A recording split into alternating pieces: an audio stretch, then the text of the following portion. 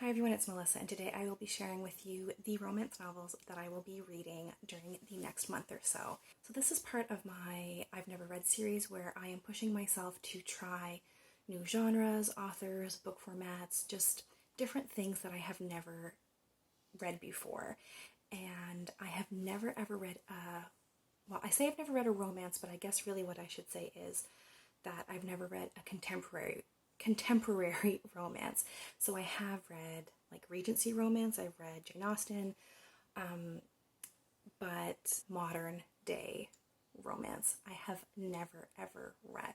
And when I was deciding on what I should read next for my I've Never Read series, romance just seemed to be the best choice because it's summer and I feel like romance is probably a summertime type of read, and I will be reading a couple of like heavier books in August for other readathons. So I thought it would be nice to maybe palate cleanse in between those books a little bit with some romance. Sorry, I know you're probably hearing all the blue jays and squawking birds, but I have to keep the window open because it is 10 million degrees in this office. So I read a lot of dark, disturbing, unsettling types of books. So this experiment is either going to be a great change of pace and will introduce me to an entirely new genre that I will enjoy, or it will be a complete and total failure, but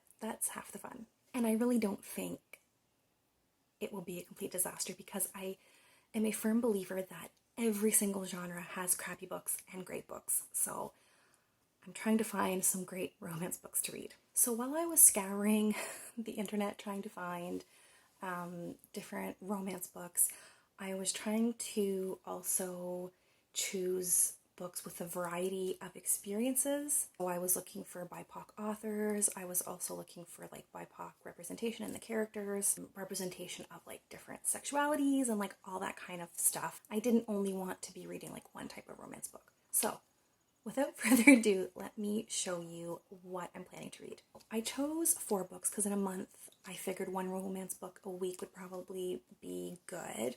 I've only managed to find 3 that I think sound like something I would like, so I am taking your recommendations for a 4th. Otherwise, I might just go like random number generator or choose something from a list or something. I don't know. But the first one that I'm planning to read is Let's Talk About Love by Claire Kann. And the reason that this really spoke to me is because the main character in this book is asexual, and I thought that was really interesting because obviously I'm not well versed in romance, but I certainly have never heard of an asexual protagonist, period, never mind in a romance novel.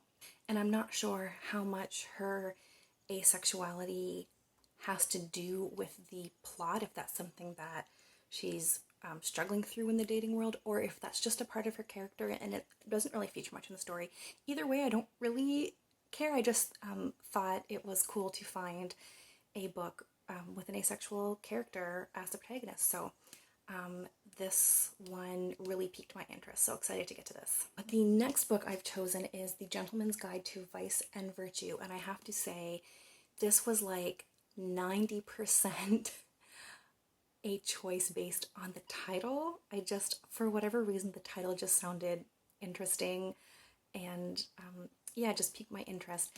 And then the other 10% was I found out this has LGBTQIA plus representation. I don't know which way. I think the main romance is between 2 men, maybe. I don't know actually much more than that. It takes place at boarding school.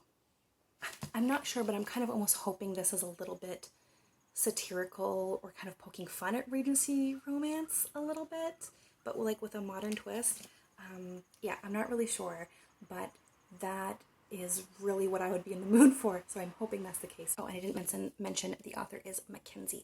The next book I would like to read is Get a Life, Chloe Brown. This book has been all over Instagram, and I've just seen it pop up a lot of different places, so I was looking for romance, and here's a romance that everyone's been talking about. And when I looked this up, the blurb for this book, I really identified with the main character. So she's like a list maker and very like focused and doesn't have time for like spontaneity or anything like that. And like that's very much me. And then something happens where she has like a near death experience and wants to do a few like rebellious things. And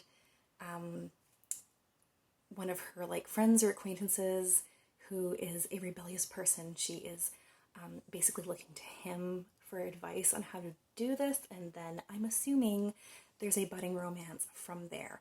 But yeah, I just really kind of connected with the blurb about the character, and this one I have available on audio for me, so I will definitely be reading this one. Probably I'll read this one first. And like I said, I would like to read a fourth. I think I would have room in August for a fourth romance. So if you have a favorite romance, especially if you know of any with, like I said, I'm trying to have like diverse representation. So if you know of a romance that is by an Indigenous person or features a trans person as a character or has bisexual representation or just a romance that maybe like is not your cookie cutter romance, I would be really interested to hear about it.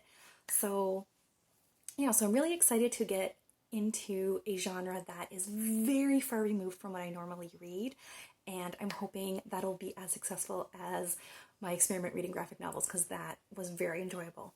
So as always, thank you so much for watching. I hope everyone is doing well, and we'll talk soon. Take care. Bye.